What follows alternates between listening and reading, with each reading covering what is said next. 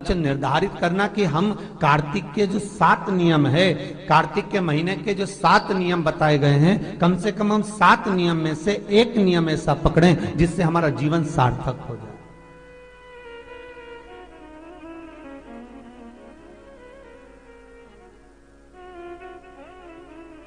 आप भले 7 नियम नहीं कर रहे कार्तिक के, भले एक नियम करो, पर वो नियम हमारा पूर्ण चलना चाहिए, उसकी नियम की पूर्णता पूर्ण होना चाहिए।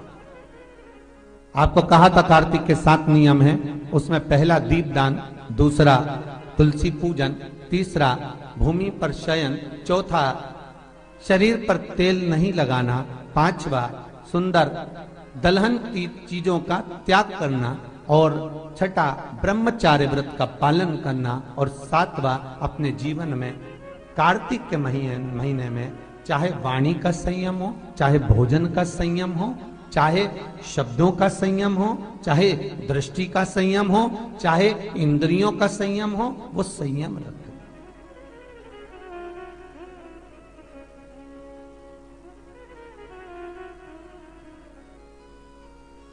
वो संयम धारण करना। अब हमें ये ज्ञात करना है कि 7 नियम जो कार्तिक के महीने के होते हैं, कार्तिक माहात्म्य में जो 7 नियम बताए गए होते हैं, इन 7 नियम में से कोई एक नियम हम हमारी जिंदगी में उतार लें, कोई एक नियम हम हमारे जीवन में उतार लें, जिस नियम के बल पर हमें परमात्मा का साक्षीकरण हो जाए।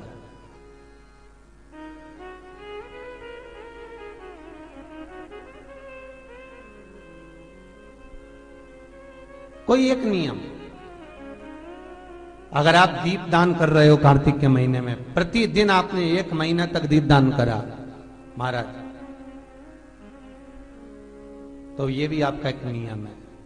1 महीने तक आपने जो तुलसी में जल चढ़ाया, ये भी आपका नियम है। आपने अगर वाणी पर संयम रखा है, ये भी आपका महाराज। एक बहुत सुंदर बात कार्तिक के माध्यम से लीजिएगा अपने जीवन में उतारने के। कार्तिक के महीने का 7वां नियम याद रखना, संयम।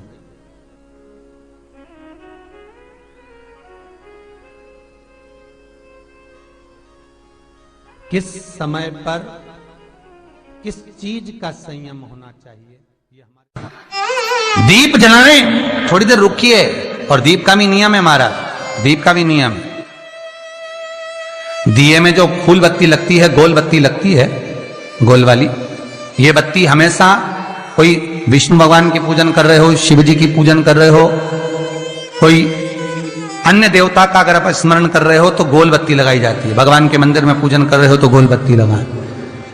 लंबी बत्ती, लंबी वाली जो बत्ती होती है, लक्ष्मी की पूजन में, देवी पूजन में, जितनी भी माताओं की आप पूजन करोगे, जितनी भी देवियों का आप स्मरण करोगे, उसमें लंबी बत्ती का प्रमाण है।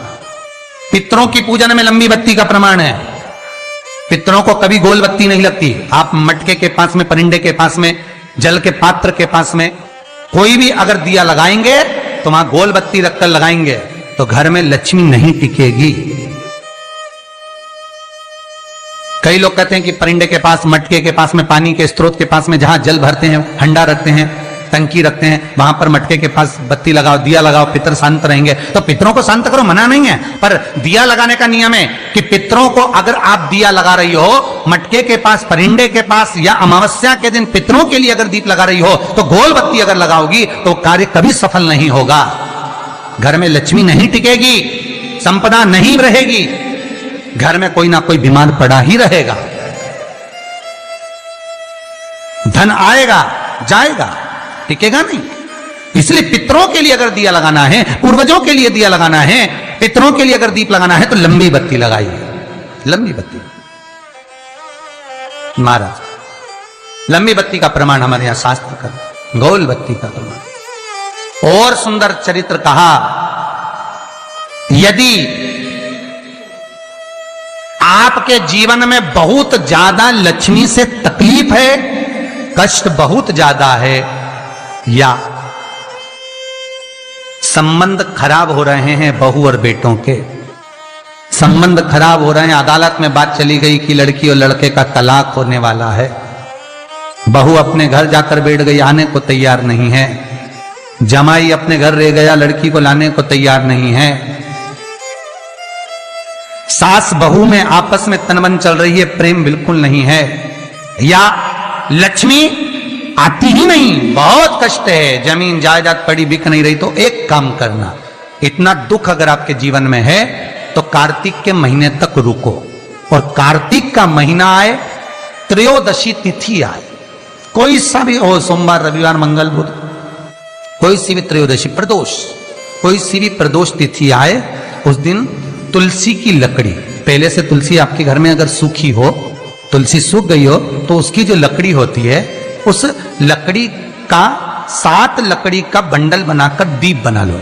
लकड़ी का दीप मतलब लकड़ी पतली पतली डालियों को लेकर कच्चे सूत से उसको बांध दो, और बांधकर घी में डुबक दो।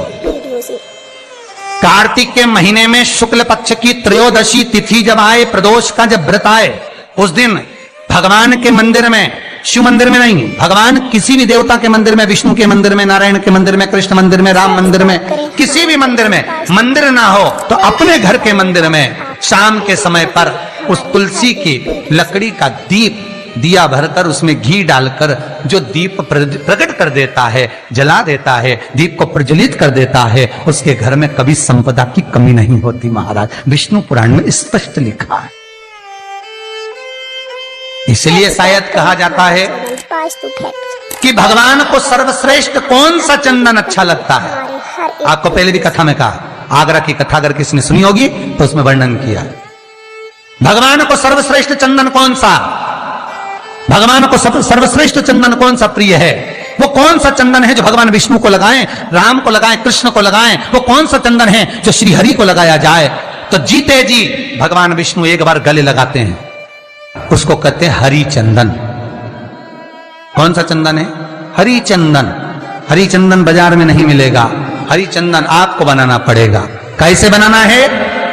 तुलसी जब सूख जाए उसकी जड़ को निकाल लिया जाए, वो जड़ को पानी में धो लिया जाए, धोने के बाद उसको सिलवट्टे पर, पत्थर पर घिसा जाए, और घिसकर उसमें थोड़ा सा कुंकू, रोली डालकर तैयार कर कर जो भगवान विष्णु के मस्तक पर, कृष्ण राम के मस्तक पर लगा देते हैं, और उसकी एक बिंदी अपने हृदय पे लगा लेते हैं। जीते जी भगवान एक बार उसको गले लगाते ही हैं।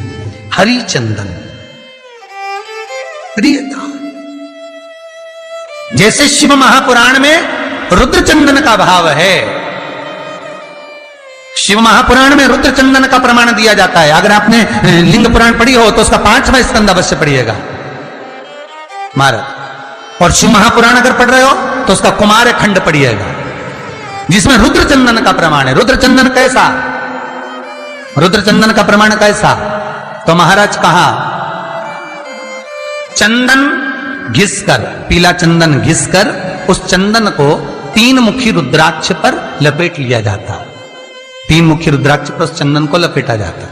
लपेटोगे उसके बाद उसको ऐसा गोल करोगे तो एकदम चिकना हो जाएगा, एकदम चिकना, ठीक है, एकदम चिकना हो जाएगा। और उस चंदन को आप शिवरात्रि के दिन, और कोई से भी महीने की शिवरात्रि, किसी भी महीने की हो, सब फलदायी होती है।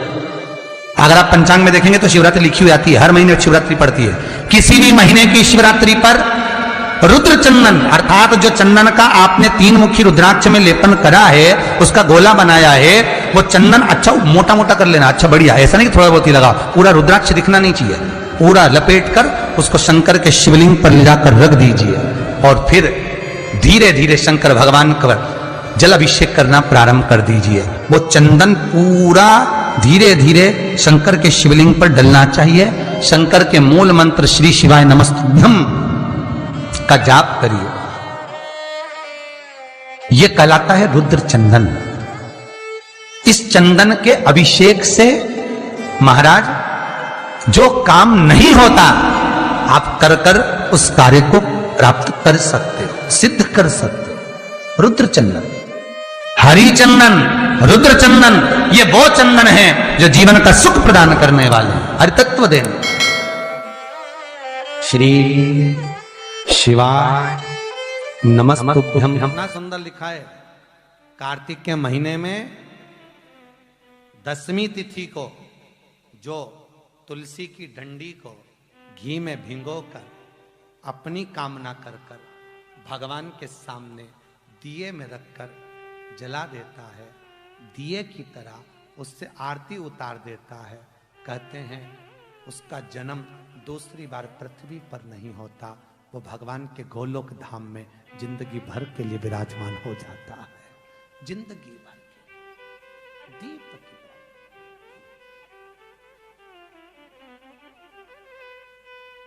विष्णु पुराण किस किसने सुनी है? हाथ उठा। विष्णु पुराण का 5वां अंश कार्तिक खंड वर्णन करता है, या स्कंद पुराण का कार्तिक खंड को उठा लीजिए, वो वर्णन करता है 24 तरह के दिए होते हैं। कितने तरह के? 24 तरह के दीप होते हैं।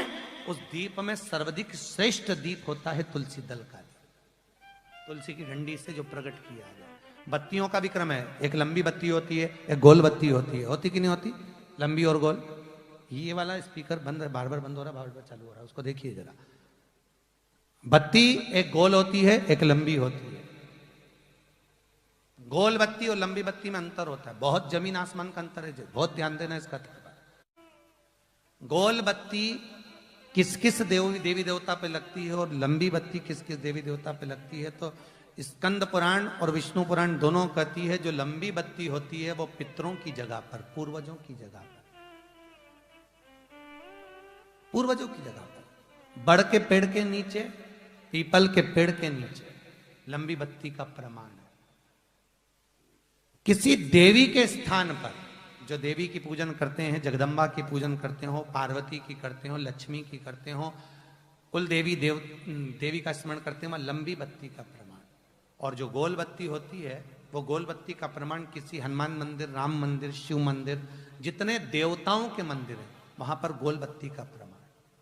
लंबी बत्ती देवी के स्थान पर इसलिए जलाई जाती है क्योंकि देवी वंश की और लक्ष्मी की वृद्धि करती है, तो लक्ष्मी और वंश बड़ा होना चाहिए, लंबा होना चाहिए। और देवता के सामने गोल बत्ती इसलिए लगाई जाती है कि हमारा मन, ये चित्त, ये वृत्ति आपके चरणों में टिकी रहे और एक दिन हम भी वैकुंठ का वास करें, इसलिए गोल बत्ती लगाई जाती है। एक सहस्त्र बत्ती होती है, करें दर्शन कभी? यहां पे माताएं बैठ बैठ के बनाती रहती है 100 बत्ती, 108 बत्ती, 108 बत्ती बनाकर भगवान के सामने। उसका क्या प्रमाण है? कौन से पुराण में लिखा है कि 108 और सहस्त्रावली बत्ती लगाई जाए? तो स्कंद पुराण में कार्तिक खंड के अंदर स्पष्ट किया गया सहस्त्रावली बत्ती, 108 लंबी बत्तियों का जो प्रमाण है, वो कहते हैं कि जिस व्यक्ति ने किसी तीर्थ को ना करा हो, पूरे तीर्थ नहीं गए हो, सारे तीर्थों का स्नान नहीं करा हो, किसी तीर्थ में दर्शन करने से वंचित रह गए हो, तो 108 बत्ती की एक बत्ती बनाकर किसी नारायण के मंदिर में, शिव मंदिर में, देवी के मंदिर नहीं, केवल देवता के मंदिर में अगर उसको घी में भिगोकर प्रज्वलित कर दिया जाता है तो सारे तीर्थों के दर्शन का फल उस जीव को प्राप्त हो जाता है। उसको सहस्त्रावली बत्ती